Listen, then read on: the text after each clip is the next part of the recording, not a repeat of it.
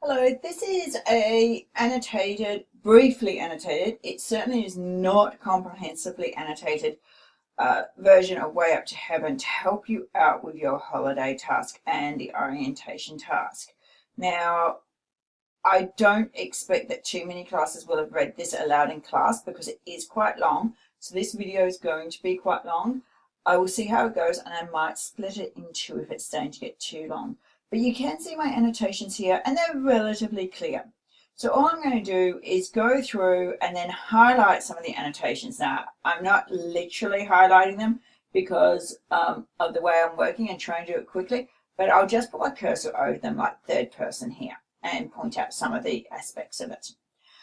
Please use this as you want to. I'm not going to suggest I will have the best reading voice. And of course it's going to be changed because of the recording nature of it. So let's see how we go. Hopefully this does help you. I'm not going to suggest that it's going to pull out everything in this text. There's certainly so much more in this text than what I have already highlighted. So please add your own annotations to your own copy as we go. So this is Way Up to Heaven. By the time we get to the end of this text, you'll understand and have some idea about the topic and, I should say the title, and where Dull is pulling this title from. So I've got the question, what might the title suggest? And by the end of the text, it becomes really clear what Dull is suggesting. Well, sorry, it's changing it for different colours. So all her life, Mrs. Foster had an almost pathological fear of missing a train, a plane, a boat, or even a theatre curtain. In all other aspects, she was not a particularly nervous woman, but the mere thought of being late on an occasion like this would throw her into such a state of nerves that she would begin to twitch. It was nothing much, just a tiny vacillating muscle in the corner of the left eye, like a secret wink. But the annoying thing was that it refused to disappear until an hour or so after the train or plane or whatever it was had been safely caught. It really was extraordinary how certain people's simple apprehension about a thing like catching a train can grow into a serious obsession. At least half an hour before it was time to leave the house for the station, Mrs. Foster would step out of the elevator all ready to go, with hat and coat and gloves, and then, being quite unable to sit down, she would flutter and fidget about from room to room until her husband, who must have been well aware of her state, finally emerged from his privacy and suggested in a cool, dry voice that perhaps they'd better get going now, had they not. Okay, so if we have a look at the first two paragraphs, we can start to get a picture of Mrs. Foster. And the picture is that she is a very nervous woman. And we also have a very short hint of Mr. Foster that he must be aware of her state of agitation. So I've said here, we're already setting up the idea that he might do this on purpose. It's implied here. We then clearly have a suggestion that Mr. Foster behaved this way to make Mrs. Foster more on edge. So I'll continue and we'll start onto the second page. Mr. Foster may possibly have had the right to be irritated by this foolishness of his wife's, but he could have had no excuse for increasing her misery by keeping her waiting unnecessarily. Mind you, it's by no means certain that this is what he did. Yet, whenever they were to go somewhere, his timing was so accurate, just a minute or two late, you understand, and his manner so bland that it's hard to believe he wasn't purposely inflicting a nasty private little torture of his own on the unhappy lady. And one thing he must have known, that she would never dare call out and tell him to hurry. He had disciplined her too well for that. He must have also known that if he was prepared to wait even beyond the last moment of safety, he could drive her nearly into hysterics. On one or two special occasions in the later years of their married life, it seemed almost as if he had wanted to miss the train, simply in order to intensify the poor woman's suffering. Okay. So in this section here, Dull is starting to paint a picture of Mrs. Foster as a woman who is unhappy, and Mr. Foster as a man who is clearly in control. We have the notion down here of the italic word wanted, that this is absolutely deliberate on Mr. Foster's part. So we have a setup of the story that we know that the story is going to revolve around them wanting to be somewhere at a point in time, and Mr. Foster not letting Mrs. Foster get there on time. So let us continue. Assuming, although one cannot be sure, that the husband was guilty, what made his attitude doubly unreasonable was the fact that, with the exception of this one small, irrepressible folly, Mrs. Foster was and always had been a good and loving wife. For over 30 years she had served him loyally and well. There is no doubt about this. Even she, a very modest woman, was aware of it, and although she had for years refused to let herself believe that Mr. Foster would ever consciously torment her, there had been times recently when she caught herself beginning to wonder. Okay, so we have a build-up of their relationship. They've been married for over 30 years, and she served him. So we have this picture of the roles that they're meant to do as man and wife. Let us continue. We now have a picture of building up of Mr. Foster's name. Here's Mr. Eugene Foster, who is nearly 70 years old. Lived with his wife in a large 6-story house in New York City on East 62nd Street, and they had 4 servants. So clearly this is a rich couple. It was a gloomy place, and few people came to visit them. But in this particular morning in January, the house had come alive, and there was a great deal of bustling about. One maid was distributing bundles of dust sheets to every room, while another was draping them over the furniture. The butler was bringing down suitcases and putting them in the hall. The cook kept popping up from the kitchen to have a word with the butler, and Mrs. Foster herself, in an old-fashioned fur coat with a black hat on top of her head, was flying from room to room and pretending to supervise these operations. Actually, she was thinking of nothing at all, except that she was going to miss her plane if her husband didn't come out of his study soon and get ready. "What time is it, Walker?" she said to the butler as she passed him. "It's 10 minutes past 9, madam." "And has the car come?" "Yes, madam, it's waiting. I'm just going to put the luggage in it now." "It takes an hour to get to Idlewild," she said. "My plane leaves at 11. I have to be there half an hour before for the formalities. I shall be late. I just know I'm going to be late." "I think you have plenty of time, madam," the butler said kindly. "I warned Mr. Foster that you leave at 9:15. There's still another 5 minutes."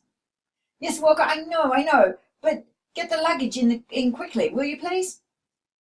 She began walking up and down the hall, and whenever the butler came by, she asked him the time. This, she kept telling herself, was one plane she must not miss.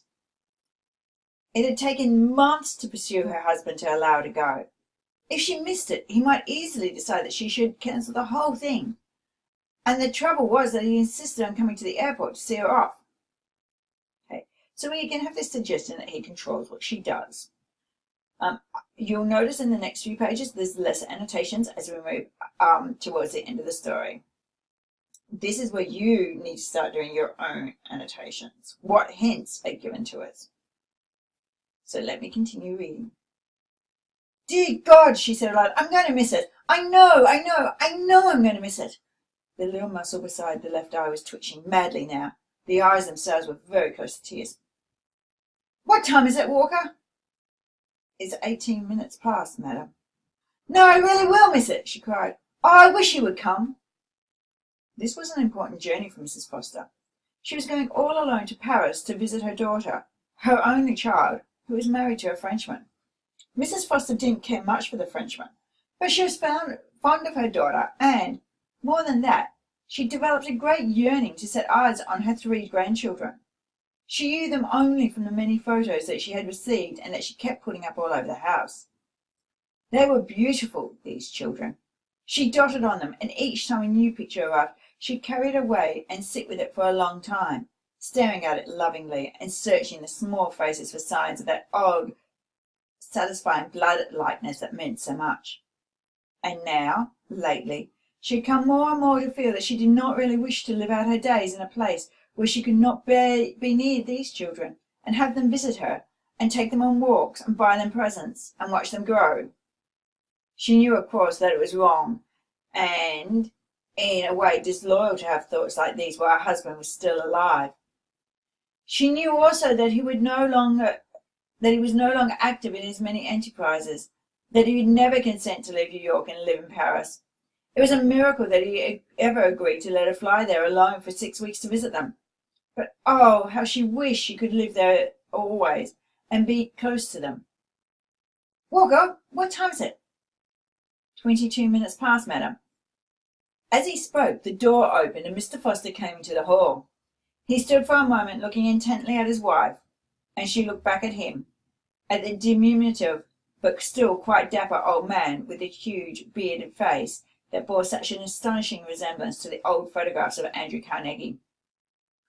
Well, he said, I suppose we'd better get going fairly soon if you want to catch that plane. Yes, dear, yes. Everything's ready. The car's waiting. That's good, he said, with his head over to one side. He was watching her closely. He had a peculiar way of cocking his head and then moving it in a series of small, rapid jerks. Because of this, and because he was clasping his hands high in front of him, near the chest, he somehow looked like a squirrel standing there. A quick, clever old squirrel from the park. Here's Walker with your coat, dear. Put it on. I'll be with you in a moment, he said. I'm just going to wash my hands. She waited for him, and the tall butler stood beside her, holding the coat and the hat. Walker, will I miss it? No, madam, the butler said. I think you'll make it all right. Then Mr. Foster appeared again, and the butler helped him on with his coat. Mrs. Foster hurried outside and got into the hired Cadillac. Her husband came after her, but he walked down the steps of the house slowly, pausing halfway to observe the sky and sniff the cold morning air. It looks a bit foggy, he said as he sat down beside her in the car. And it's always worse out of the airport. I shouldn't be surprised if the flight's cancelled already. Don't say that, dear, please. They didn't speak again until the car had crossed over the river to Long Island. I've arranged everything with the servants, Mr. Foster said. They're all going off today. I gave them half pay for 6 weeks and told Walker I'd send him a telegram when we wanted them back. Yes, she said, he told me. I'll move into the club tonight. It'll be a nice change staying at the club. Yes, dear, I'll write to you. I'll call in the house occasionally to see that everything's all right and pick up the mail. But don't you really think Walker should stay there all the time looking after things? She asked meekly. Nonsense, it's quite unnecessary. Anyway, I'd have to pay him full wages. Oh, yes, she said, of course. What's more, you never know what people get up to when they're left alone in a house, Mr. Foster announced. And with that he took out a cigar and, after snipping off the end with a silver cutter, lit it with a gold lighter. She sat still in the car with her hands clasped together tight under the rug. Will you write to me? She asked. I'll see, he said, but I doubt it. You know I don't hold with letter writing unless there's something specific to say. Yes, dear, I know, so don't you bother.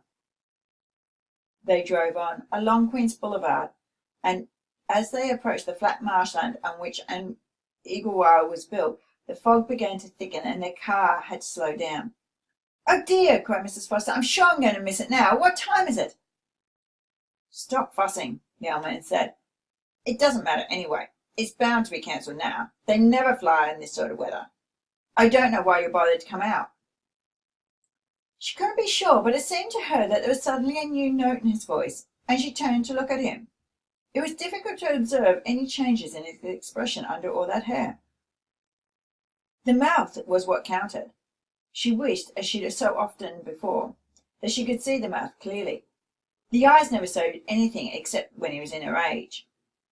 Of course, he went on, if by any chance it does go, then I agree with you. You'll be certain to miss it now.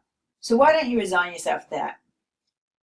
She turned away and peered through the window at the fog. It seemed to be getting thicker as they went along, and now she could only just make out the edge of the road and the margin of grassland beyond it.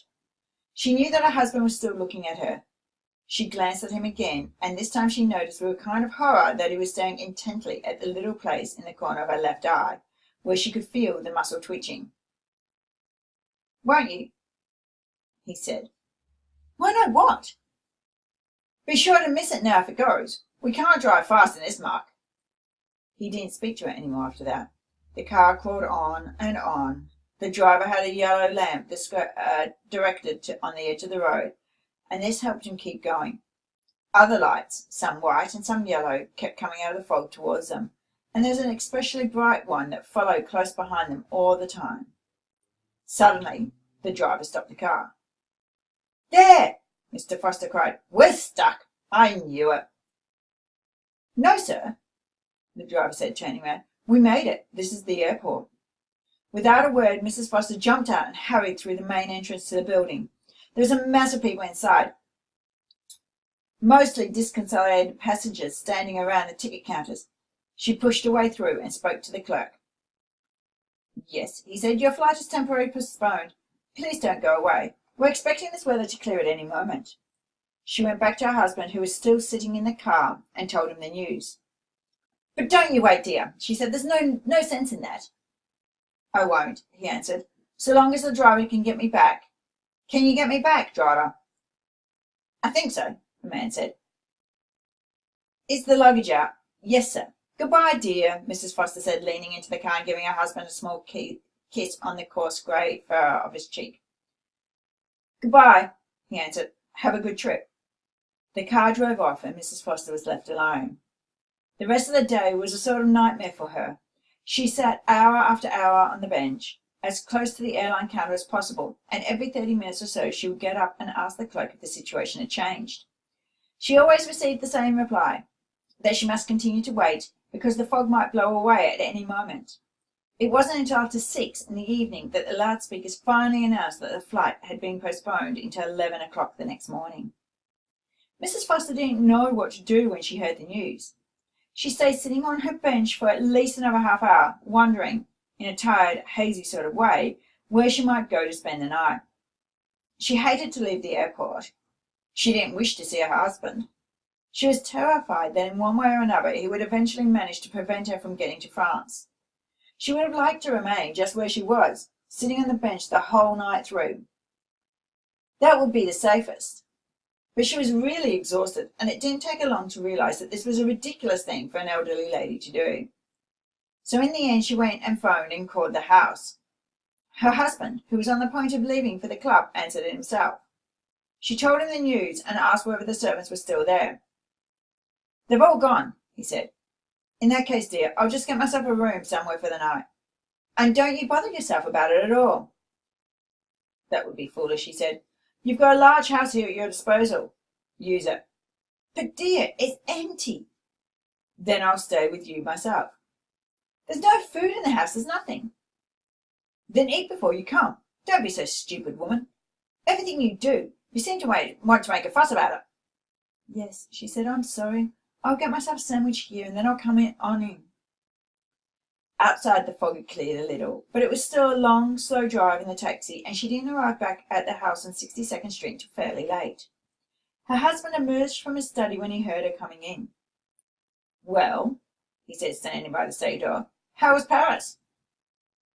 "We leave at 11 in the morning," she answered. "It's definite." "You mean if the fog clears?" "It's clearing now. There's a wind coming up." "You look tired," he said. "You must have had an anxious day." "It wasn't very comfortable. I think I'll go straight to bed." "I've ordered a car for the morning," he said. 9 o'clock. "Oh, thank you, dear. And I certainly hope you're not going to bother to come all the way out to see me off." "No," he said slowly. "I don't think I will. But there's no reason why you shouldn't drop me at the club on your way." She looked at him, and at that moment he seemed to be standing a long way off from her, beyond some borderline. He was suddenly so small and far away that she couldn't be sure what he was doing, or what he was thinking, or even what he was. "The club's downtown," she said. "It isn't on the way to the airport." "But you'll have plenty of time, my dear. Don't you want to drop me at the club?" "Oh, yes, of course. That's good. I'll see you in the morning at 9. She went up to her bedroom on the second floor, and she was so exhausted from her day that she fell asleep as soon as she lay down. The next morning Mrs. Foster was up early, and by 8:30 she was downstairs and ready to leave. Shortly after 9 her husband appeared. "Did you make any coffee?" he asked. No, dear, I thought you'd get breakfast at the club. The car is here. It's waiting. I'm all ready to go. They were standing in the hall. They always seem to be meeting in the hall nowadays. She with her hat and coat and purse, and he in a curiously cut Edwardian jacket with high lapels. Your luggage? It's at the airport. Ah, yes, he said. Of course. And if you're going to take me to the club first, I suppose we'd better get going fairly soon, hadn't we? Yes, she cried. Oh, yes, please. I'm just going to get a few cigars. I'll be right with you. You get in the car. She turned and went out to where the chauffeur was standing. He opened the door for her as she approached. What time is it? She asked him. About 9:15. Mr. Foster came out 5 minutes later, and watching him as he slowly walked down the steps, she noticed that his legs were like goat's legs in the narrow stovepipe trousers that he wore. On the day before, he paused halfway down to sniff the air and examine the sky. The weather was still not quite clear, but there was a wisp of sun coming through the mist. Perhaps you'll be lucky this time, he said as he settled himself beside her in the car. Hurry, please, she said to the chauffeur. Don't bother about the rug. I'll arrange the rug. Please get going. I'm late. The man went to his seat behind the wheel and started the engine. Just a moment, Mr. Foster said suddenly. Hold a moment, chauffeur, will you? What is it, dear? She saw him searching the pockets of his overcoat. I had a little present that I wanted you to take to Ellen, he said. Now, where on earth is it? I'm sure I had it in my hand as I came down. I never saw you carrying anything. What sort of present? A little box wrapped in some white paper. I forgot to give it to you yesterday. I don't want to forget it today. A little box, cried Mrs. Foster. I never saw a little box. She began hunting frantically in the back of the car. Her husband continued searching through the pockets of his coat. Then he unbuttoned the coat and felt around in the jacket. Confound it, he said. I must have left it in my bedroom. I won't be a moment. Oh, please, she cried. We haven't got time. Please leave it. You can mail it. It's only one of those silly combs anyway. You're always giving her combs. And what's wrong with a comb, Maya asked. He said, furious that she should have forgotten herself for once. Nothing, dear, I'm sure, but... Stay here, he commanded. I'm going to get it. Be quick, dear. Oh, please be quick. She sat still, waiting and waiting. Chauffeur, what time is it? The man had a wristwatch, which he consulted. I make it nearly 9:30. Can we get to an airport in the hour? Just about. At this point, Mrs. Foster suddenly spotted a corner of something white wedged down a crack in the seat on the side where her husband had been sitting. She reached over and pulled out a small paper-wrapped box, and at the same time she couldn't help noticing that it was wedged down firm and deep through the help of a pushing hand. Here it is, she cried. I found it. Oh, dear, and now he'll be up there forever searching for it. Chauffeur, quickly, run and call him down, will you please? The chauffeur, a man with a small, rebellious Irish mouth, didn't care very much for any of this, but he climbed out of the car and went up the steps to the front door of the house. Then he turned and came back. Door's locked, he announced. You got a key? Yes, wait a minute. She began hunting madly in her purse. The little face was screwed up tight with anxiety, the lips pushed outward like a spout. Here it is. No, I'll go myself. It'll be quicker. I know where he'll be. She hurried out of the car and up the steps to the front door, holding the key in one hand. She set the key into the keyhole and was about to turn it. And then she stopped. Her head came up, and she stood there absolutely motionless. Her whole body arrested right in the middle of all this hurry to turn the key and to get into the house. And she waited. 5, 6, 7, 8, 9, 10 seconds she waited. The way she was standing there with her head in the air and the body so tense, it seemed as though she was listening for the repetition of some sound that she had heard a moment before from a place far away inside the house. Yes, quite obviously she was listening. Her whole attitude was a listening one. She appeared actually to be moving one of her ears closer and closer to the door. Now it was right up against the door, and for still another few seconds she remained in that position, head up, ear to the door, hand on the key, about to enter, but not entering, trying instead, or so it seemed, to hear and analyze those seconds that were analyze those sounds that were coming faintly from this place deep within the house. Then, all at once, she sprang to life again. She withdrew the key from the door and came running back down the steps. "It's too late!" she cried to the chauffeur. "I can't wait for him. I simply can't. I'll miss the plane. Hurry now, driver. Hurry to the airport." The chauffeur, had he been watching her closely, might have noticed her face had turned absolutely white, and that the whole expression had suddenly altered.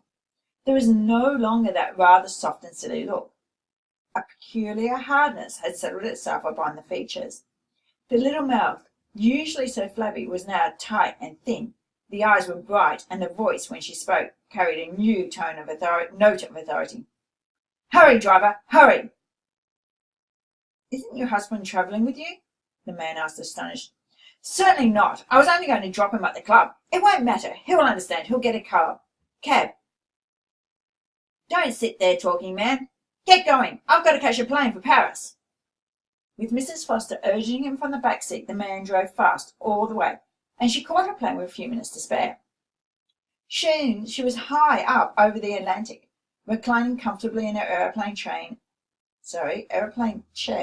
listening to the hum of the motors, heading for Paris at last. The new mood was still with her. She felt remarkably strong, and in a queer sort of way wonderful.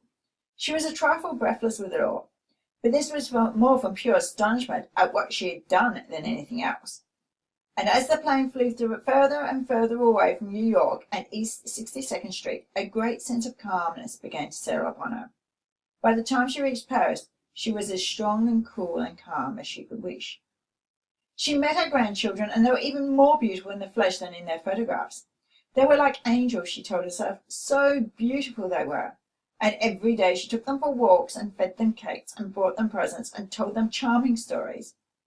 Once a week, on Tuesdays, she wrote a letter to her husband, a nice, chatty letter, full of news and gossip, which always ended with the words, "Now be sure to take your meals regularly, dear, although I know there's something I'm afraid you may not be doing when I'm not with you."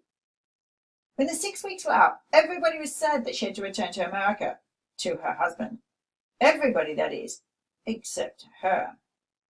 Surprisingly, she didn't seem to mind as much as one might have expected, and when she kissed them all good-bye, there was something in her manner and in the things that she said that appeared to hint at the possibility of a return in the not-too-distant future. However, like the faithful wife she was, she did not overstay her time. Exactly 6 weeks after she arrived, she sent a cable to her husband and caught the plane back to New York.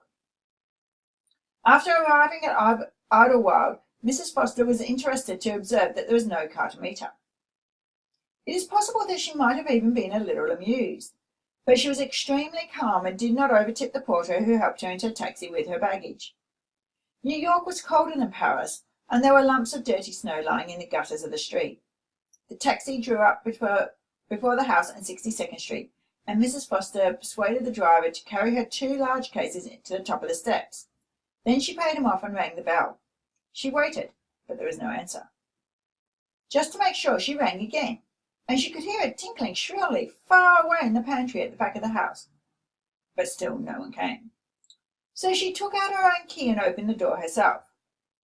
The first thing she saw when she opened was a great pile of mail lying on the floor where it had fallen after being slipped through the letterbox. The place was dark and cold. A dusty sheet was still draped over the grandfather of the clock. In spite of the cold, the atmosphere was peculiarly oppressive, and there was a faint and curious odour in the air that she had never smelt before.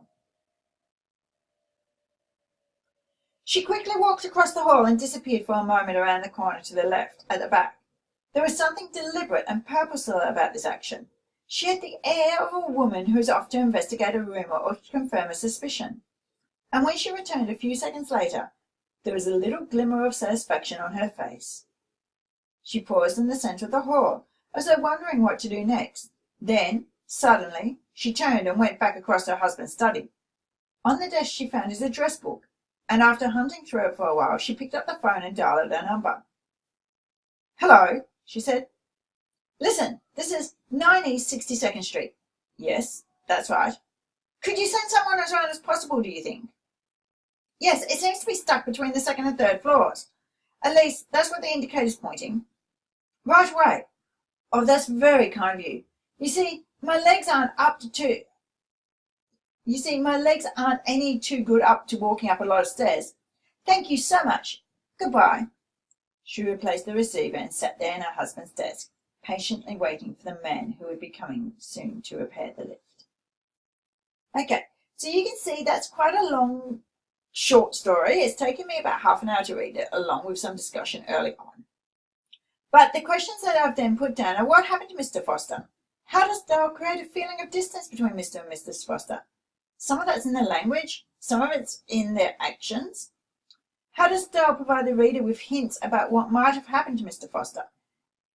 Like other stories of Dale, we don't actually have an answer.